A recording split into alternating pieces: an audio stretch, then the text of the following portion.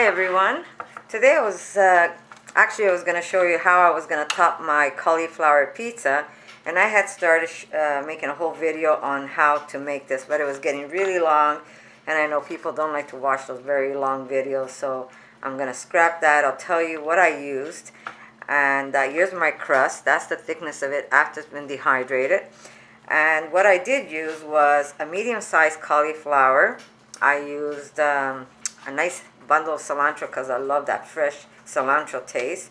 It went right into the food processor with the cauliflower. I did put 3 garlic. I put a small piece of onion, I'd say about a 1/4 cup of onion, and I blended it all together into the food processor into tiny little bits. And what that does is it keeps, as you can tell, well, maybe you can't tell, but it leaves it a little spongy. If you use a blender and puree it, then it'll be more of it won't be as spongy as this. This is more like a pizza dough sponge. And so that's what I used. I used some salt, some pepper. I did make one pizza crust, and I did make a whole sheet of sandwich bread that I put aside. I have it wrapped up already, and that could be used when I make a small sandwich for myself. And I'm going to show you how I dress my pizza. Now you can make a paste. You can make a paste with sun-dried tomatoes and tomatoes, and spread it on top if you're going to eat it right away. But I like to take this, top it with some stuff, and then put it back in the dehydrator and let everything on top wilt down. But if you're going to eat it right away, you can take your your sun-dried tomatoes, and you could puree it in a NutriBullet, and then you could spread it on top and then top whatever you want if you're going to eat it right away. Because if you let it sit, it might make your base a little too soggy. Now you're probably wondering what this is, because like I did have a whole video set up for you. Those are, I make tapenade with black olives, and I just put some of that on top of it to give it that olive taste. So I'm going to repeat what I did use. I used a medium cauliflower, 3 garlic cloves, a 1/4 cup of onion, a nice small bundle of cilantro, and I put that in the food processor. And then once that is done, I used a 1/4 cup of flax seeds that I added a 1/4 cup water, and I mixed it together, let that sit a bit, and then I added that to the mixture, and I made the paste for my crust. And then all I did was shape it, and I left it about maybe a 1/4 inch thick, maybe a little more, and then I put it in a dehydrator, and it's been in there for a long time. After 2 hours, I did flip it over gently, and then I left it in the dehydrator overnight, so it was in there for at least another 15 hours, and this is what I got out of it. So like I said, I'm going to put this back in the dehydrator. So what I'm going to use is just some sliced ingredients that I'm going to put right on top of my pizza crust. And I'm going to show you how I do it. I'm going to take some tomato, and I'm just going to cut it nice and thin. I don't want to make it too thick. I want them nice and thin. And you could pack this up as much as you want, or you could leave it not as packed. It's your pizza, you put what you want on it. So now I don't want this to get very soggy on me. So I'm going to get some herbs, and I'm just going to lay it down on the base. And because I love my cilantro, I'm going to use that. But you really can use whatever you want. If you want, you could even put some spinach. So I'm just going to take the leaves, and I'm just going to spread it out. And this is going to help my base from not getting too soggy, because I don't want it soggy. Mind you, it's still good.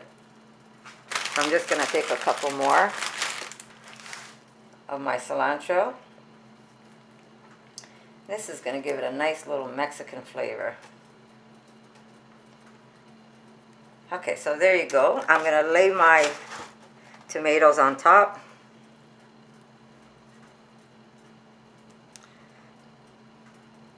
And you can get creative. You can make it how you like it.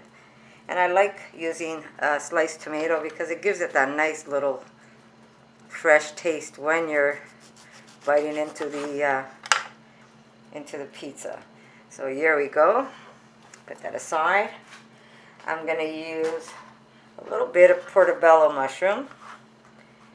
And I'm going to cut that very thin because you are eating this raw. You don't want big chunky vegetables when you're biting into it. So cut it as thin as you can.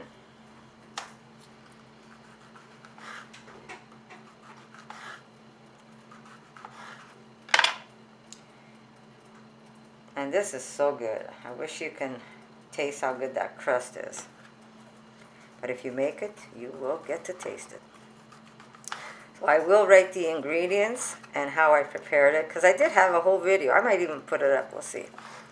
It's just that you're going to sit there listening to me yap about other things that had nothing to do with the pizza. So we'll see. I might even put that up. Okay, so here I am. I'm layering my mushroom. And because I'm going to put this back in the dehydrator, it's going to get nice and wilted. Okay, so put that aside. And then I'm going to take some onions. And again, always cut them as thin as you can so you don't get big bites of onion in your mouth. And putting this back into the dehydrator for about an hour is going to heat up your pizza and make everything wilt down on you. And it's going to be so good. And I'm not going to eat the whole thing. I'm going to share it with my daughter. But yes, you can eat as much as you want of this. So we've got some onion.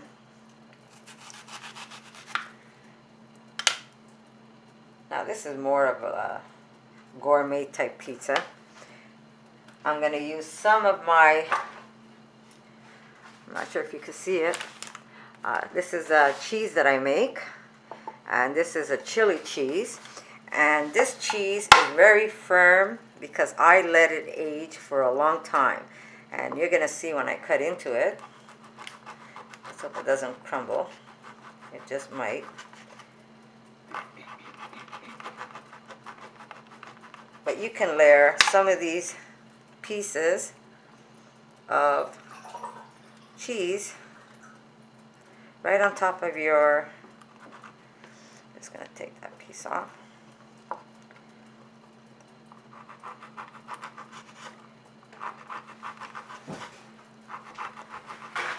This cheese is, as you can tell, when you make it age, this is great to put right on crackers. It's still soft inside, but firm that you can actually hold it up and eat it as, you know, when you're eating a piece of cheese that you've been accustomed to. Like being from an Italian family, we're accustomed to eating cheeses that stand up on its own rather than flop over like the American type cheese. So we're used to this type of cheese, that firm, aged cheese. And I do have a link on this specific cheese right on my YouTube. So I will link it, so if you want to try making it. Here I am. I laid some cheese on top. And this cheese is really, really good. So I'll link you on that cheese. You can eat it fresh, or you can age it and have a firmer cheese. Now you can put olives on top, or you can use, I still have tapenade that I could just break little pieces and lay it right on top. And this is just olives that I've crushed with garlic. So I'm just going to break up little pieces of it. And I'm going to put it right on top of my pizza. But again, if you don't have this, you can simply just take some black olives. Sorry, that was spicy, that cheese. You can take black olives, or you can take some green olives, whatever you prefer, and lay it on top. Now, I usually put spinach, but I'm not going to go downstairs to go get the spinach. I have it in my refrigerator downstairs. So I'm just going to leave it the way it is.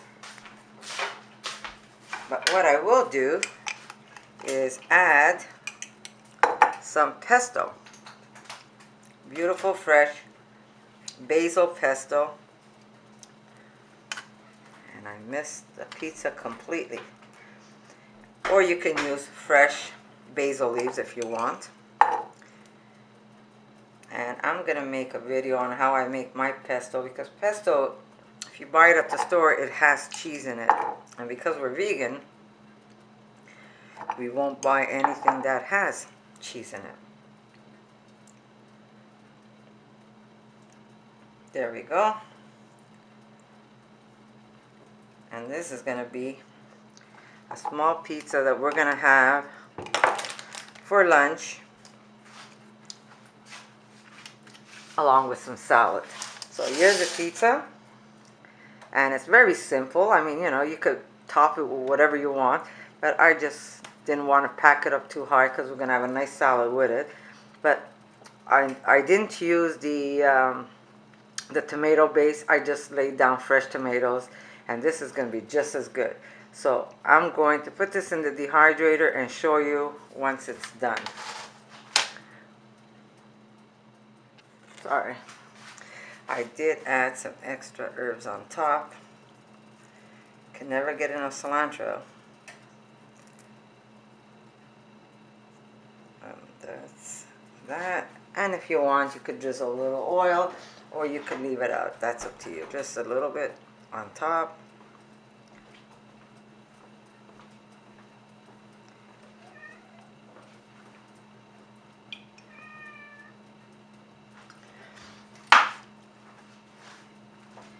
And maybe a little cracked salt. If I could just find where I put my salt. Here we go. We're just going to crack a little bit of salt, not too much, because the tapenade is a little salty. There you go. Just a little salt and maybe just a little pepper.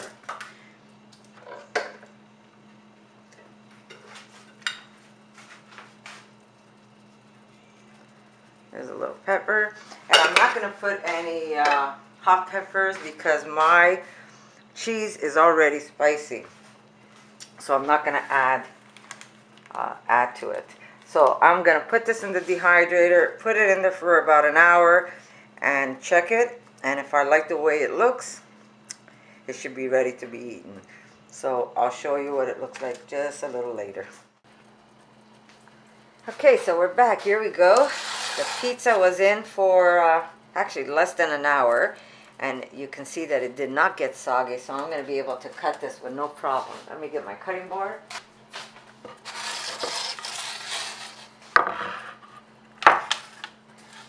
We're just going to slide it off. And we're just going to cut this off.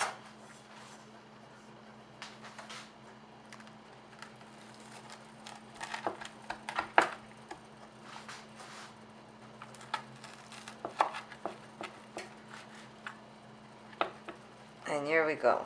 We're going to make Erica give it a try for you. Don't you love my loose shoes that are dragging all over the floor? Like I said, I'm sharing this with my daughter. And let's go. This looks so good. Am I getting you? Oh my god. My mouth is salivating. Okay. I feel so awkward doing this on camera. But Don't feel awkward. Just let people know how it tastes. That's the cauliflower crust.